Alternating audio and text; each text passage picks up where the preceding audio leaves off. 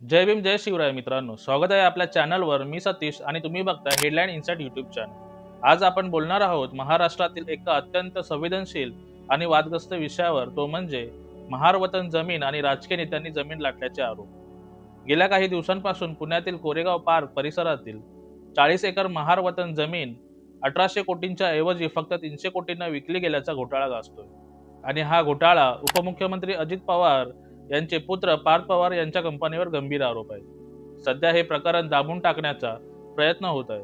बातम्यांमधून तर हे प्रकरण कधीच गायब करण्यात आले आहे. पण ही महार वतन जमीन म्हणजे काय, हे सगळं सविस्तर सांगतो. शेवटपर्यंत थांबा. चला सुरू करूया. मित्रांनो, महार वतन जमीन म्हणजे काय हे समजण्यासाठी आपल्याला परत जायचं ब्रिटिश काळात. महाराष्ट्रातील गावांत वतन नावाची व्यवस्था होती. महार समाजाला, आता अनुसूचित जाती, यांना गावाची सेवा, शासनाची सेवा करण्याच्या बदल्यात जमीन दिली जायची. जसे की गावाच्या सीमेचा पहारा, संदेशवहन, गावातील कामे, शासनाची कामे इत्यादी. बदल्यात वंशपरंपरागत जमीन मिळायची. ही जमीन महार वतन म्हणून ओळखली जायची. डॉक्टर बाबासाहेब आंबेडकरांनी या व्यवस्थेला विरोध केला, कारण ही व्यवस्था जातीय भेदभाव आणि अन्यायाची होती. 1958 मध्ये Bombay inferior village watans abolition act लागू झाला. यात महार वतन संपुष्टात आणले गेले. जमीन सरकारकडे जमा झाली, पण मूळ वतनधारकांना म्हणजे महार कुटुंबांना ती परत दिली जाणार होती शेतीसाठी. पण प्रत्यक्षात लाखो एकर जमीन दलितांना मिळाली नाही. वन विभाग, सरकारी प्रकल्पांसाठी बळकावली गेली. आजही दलित संघटना लढतायत. ही जमीन महार वतनाची असून बॉम्बे इन्फिरियर विलेज वतन अबॉलिशन ऍक्ट 1958 कलम 5/3 अशी जमीन सरकारच्या परवानगीशिवाय हस्तांतरित करता किंवा विकता येत नाही. जर परवानगी न घेता विक्री झाली तर ती बेकायदेशीर ठरते. आता मुख्य मुद्दा म्हणजे आरोप. महार वतन जमीन सरकारी आहे, तरीही ती बेकायदेशीर विकली जाते राजकीय दबावाने. सर्वात ताजे प्रकरण म्हणजे पार्थ पवार, अजित पवारांचे पुत्र.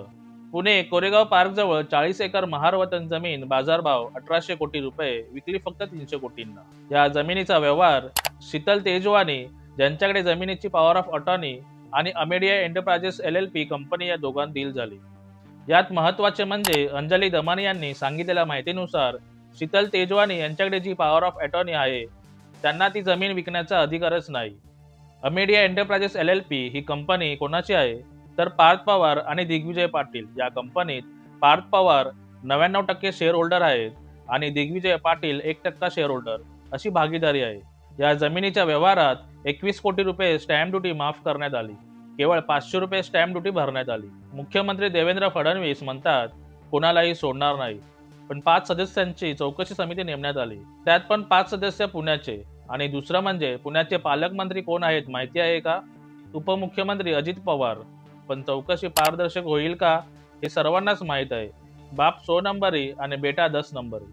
या प्रकरणात तहसीलदार येवले यांना निलंबित केले अशी हवा करण्यात आली, पण त्या महाशयांना दुसऱ्या प्रकरणात सस्पेंड करण्यात आले आहे.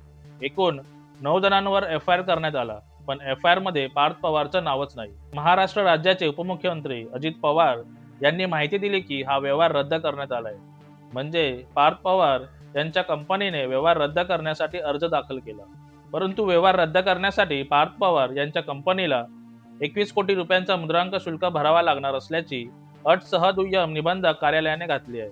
ते भरल्याशिवाय व्यवहार रद्द होणार नाही. अजित पवारांना विचारण्यात आले की पार्थ पवारांचा FIR मध्ये नाव का नाही, तर म्हणे माझं महसूल मंत्री चंद्रशेखर बावनकुळे यांच्याशी बोलणं झालं. त्या व्यवहाराच्या वेळी जे लोक प्रत्यक्ष रजिस्टर कार्यालयात उपस्थित होते त्यांचीच नावं FIR मध्ये टाकली गेली आहेत. कायद्याच्या भाषेत एखाद्या जामीनदाराला पण त्या व्यवहारासाठी जबाबदार धरलं जातं. इथे तर प्रत्यक्ष कंपनीचा मालक स्वतः पार्थ पवार आहे, पण केवळ तो रजिस्ट्रार कार्यालयात उपस्थित नव्हता म्हणून त्याचं नाव FIR मध्ये नाही. दुसरं म्हणजे याबाबत कुणावर FIR दाखल करायची आणि कुणाला सोडायचं याचं अधिकार क्षेत्र महसूल मंत्र्यांकडे कधीपासून आलंय. 40 एकर जमिनीचा अपहार करायला निघाले होते यांचे खाते, त्यातही 21 कोटींचा महसूल बुडवून. यासाठी आधी त्यांनाही जबाबदार धरलं पाहिजे. वंचित बहुजन आघाडीचे राष्ट्रीय अध्यक्ष ॲडव्होकेट प्रकाश आंबेडकर म्हणाले, हा दलित बहुजन हक्कांवर डकैती आहे, कठोर कारवाई झाली पाहिजे. दिनांक 12 नोव्हेंबर 2025 अंजली दमानी यांनी दिलेल्या प्रेस कॉन्फरन्समध्ये सांगितले की हा व्यवहार रद्द करण्यासाठी सरकारला सिव्हिल कोर्टात दाद मागावी लागेल आणि मग सिव्हिल कोर्ट हा व्यवहार रद्द करू शकेल. ते पण पार्थ पवारने संमत नसल्याचे सिद्ध केले तर. मित्रांनो, महार वतन जमीन ही दलितांच्या हक्कांची आहे. बाबासाहेबांनी दिलेला वारसा, पण आजही ती लुबाडली जाते. हे प्रकरण फक्त पार्थ पवारचं नाही, संपूर्ण व्यवस्थेचं आहे. तुम्हाला काय वाटतं? कमेंट करा. व्हिडिओ आवडले असेल तर शेअर करा आणि चॅनलला सबस्क्राईब करायला विसरू नका. मित्रांनो, आपल्या हक्कांसाठी आवाज उठवा. धन्यवाद. जय भीम, जय शिवराय, नमो बुद्धाय.